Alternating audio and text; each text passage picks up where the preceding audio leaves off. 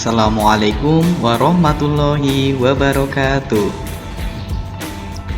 17 Agustus 1945 kita melaksanakan upacara dan pembacaan teks proklamasi yang pertama setelah berpuluh-puluh tahun menderita dalam tikaman koloni. Tapi, apakah kalian tahu siapa saja sosok yang mengibarkan bendera Indonesia untuk pertama kali? Nah, ada 3 orang yang bertugas mengibarkan bendera saat itu. Siapa saja mereka? Nah, berikut akan kita cari tahu siapa saja yang berperan dalam mengibarkan bendera merah putih saat proklamasi. Yang pertama ada Abdul Latif Hendraningrat, yang kedua Suhud Sastrokusumo, dan yang ketiga Surastri Karma Trimurti. Ayo kita mengenal 3 tokoh yang berperan dalam pengibaran bendera Sang Merah Putih. Yang pertama ada Raden Mas Abdul Latif Hendraningrat. Abdul Latif lahir di Jakarta 15 Februari 1911, meninggal di Jakarta 14 Maret 1983. Seorang prajurit peta berpangkat Sudanko atau Komandan Kombi, dan juga pengerek bendera Sang Saka Merah Putih didampingi oleh Suhud Sastrokusumo, seorang pemuda dari barisan pelopor pada tanggal 17 Agustus 1945 di Jalan Pegangsaan Timur 56 Jakarta Pusat. Saat menjadi petugas upacara bendera pertama sesudah proklamasi kemerdekaan, Latif Hendraningrat memakai seragam tentara Jepang karena Latif merupakan anggota pasukan pembela tanah air atau PETA bentukan Jepang. Sebelum masuk PETA, Latif Hendraningrat sudah aktif di Pusat Latihan Pemuda atau Seinen Kunrensho yang juga bentukan Jepang. PETA dibentuk pada 3 Oktober 1943, kemudian ia mendaftar dan diterima. Peran Abdul Latif Hendraningrat dalam mengamankan kemerdekaan. Pada saat proklamasi kemerdekaan Indonesia 17 Agustus 1945, Latif Hendraningrat termasuk golongan muda yang mempelopori terjadinya kemerdekaan Indonesia. Berasal dari siaran radio, kaum muda Indonesia mengetahui bahwa Jepang menyerahkan kepada sekutu pada 14 Agustus 1945.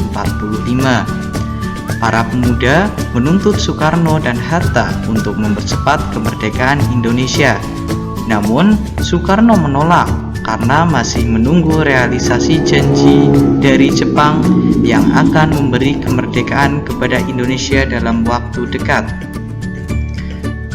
Para pemuda meminta Latif Hendraningrat sebagai salah satu perwira PETA tertinggi di Jakarta untuk meyakinkan Soekarno-Hatta, dan terjadilah peristiwa Rengas Dengklok pada 16 Agustus 1945.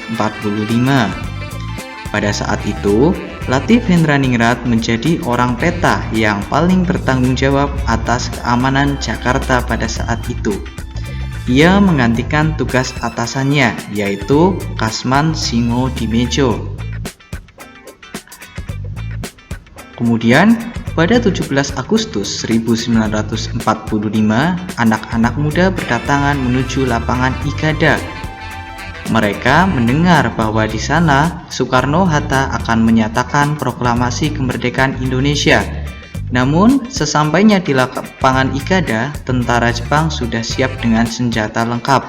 Rupanya, deklarasi kemerdekaan Republik Indonesia bukan dilakukan di lapangan Ikada, melainkan di Jalan Pegangsaan Timur 56 Jakarta Pusat yang merupakan kediaman Soekarno. Latif Hendraningrat tidak mengamankan halaman depan rumah Soekarno yang digunakan sebagai lokasi proklamasi kemerdekaan. Ia juga menempatkan beberapa prajurit peta pilihan untuk berjaga-jaga di sekitar karena api yang membujur di belakang rumah itu. Usai pembacaan teks proklamasi, Latif bertindak sebagai pengibar sangsaka merah putih bersama Suhud Sastrokusumo. Tokoh yang selanjutnya yaitu Sastrokusumo. Suhud lahir pada 1920 dan meninggal di dunia pada 2012. Suhud merupakan pengibar bendera merah putih pertama saat kemerdekaan Indonesia. Saat itu, Suhud menjadi pendamping Latif Hendraningrat. Sudiro sebagai wakil kepala barisan pelopor saat 14 Agustus 1945 menugaskan Suhud dan beberapa pelopor untuk menjaga keluarga Soekarno. Kemudian, pada 16 Agustus 1945, Suhud melaporkan apabila Soekarni dan Chairul Saleh datang. Namun, kedatangan Soekarni dan Chairul Saleh tidak dicurigai oleh Suhud.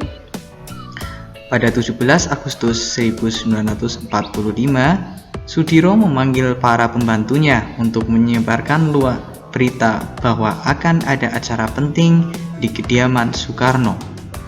Gunadi diberikan tugas untuk menyerahkan instruksi tertulis yang ditujukan kepada anggota pelopor.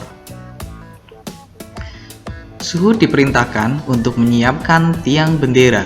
Pada saat itu, telah hadir beberapa tokoh yakni Wali Kota Suwiryo, Dr. Muwardi, Mr. Wilopo, Mr. Abdul Ghaffar Pringgodikdo, Tabrani, dan SK Trimurti.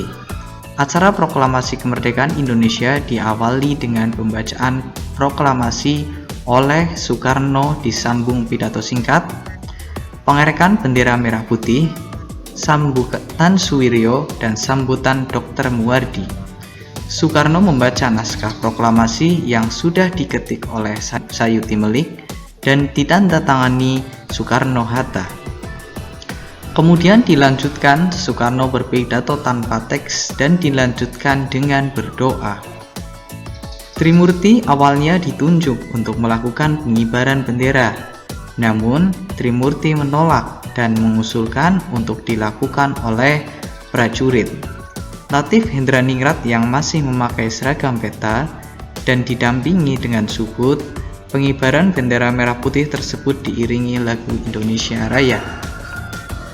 Kemudian yang ketiga adalah Surastri Karma Trimurti. SK Trimurti lahir di Boyolali, Jawa Tengah pada 11 Mei 1912. Ia menjalani pendidikan dasar di Normal School dan AMS di Surakarta. Setelah itu, melanjutkan pendidikan tinggi di Fakultas Ekonomi Universitas Indonesia. Selama masa pergerakan, SK Trimurti aktif di Partai Indonesia. Ia juga berkarir sebagai guru sekolah dasar. Berprofesi sebagai guru tak menghentikannya tetap berkarya melalui tulisan. SK Trimurti sempat dipenjara karena mendistribusikan pamflet anti kolonial. Selama di penjara, tulisan yang dihasilkannya justru semakin kritis. Setelah menikah dengan Sayuti Melik, ia bersama Sayuti mendirikan Koran Pesat di Semarang yang sempat dibredel pada masa penjajahan Jepang. Saat proklamasi kemerdekaan, bersama Latif dan Suhud, ia turut bertugas sebagai pengibar bendera. SK Trimurti pernah menjadi Menteri Tenaga Kerja pertama di Indonesia di bawah Perdana Menteri Amir Syarifuddin yang menjabat pada 1947 sampai 1948. Ia aktif dalam organisasi perempuannya yang didirikannya, Gerwis, yang pada 1950 berubah nama jadi Gerwani.